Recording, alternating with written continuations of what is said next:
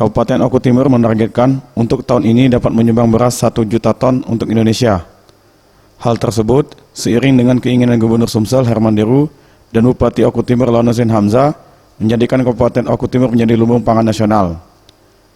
Dalam panen raya tersebut, Menteri Pertanian Yassin Limpo bangga melihat hamparan padi di sepanjang jalan di Oku Timur. Bahkan Menteri Pertanian mengatakan bahwa di Kabupaten Oku Timur tidak ada lahan yang tidak terpakai untuk pertanian. Dalam kesempatan tersebut, Menteri Pertanian tidak hanya memberikan bantuan di bidang pertanian saja.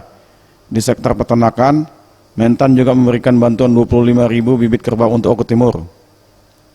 Bahkan Menteri Pertanian juga meminta Perumbulok langsung menyerap gabah milik petani yang saat ini sedang panen. Mentan juga memberikan program jangka panjang untuk Oku Timur, di mana Mentan minta para petani jangan terlalu cepat menjual padinya, agar Oku Timur tetap menjadi lumbung pangan untuk Indonesia. Kita turun untuk meyakinkan sama-sama bahwa seluruh stakeholder, Bulog harus menyerap, bahkan beberapa RNI dan lain-lain. Kita akan mendorong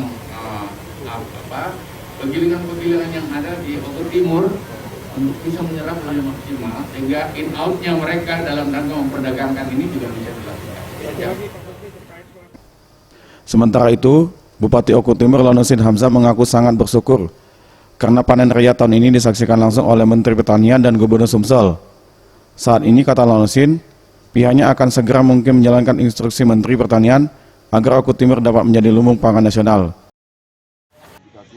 Diberi alternatif tanaman-tanaman lain yang dapat untuk menunjang selain padi ini.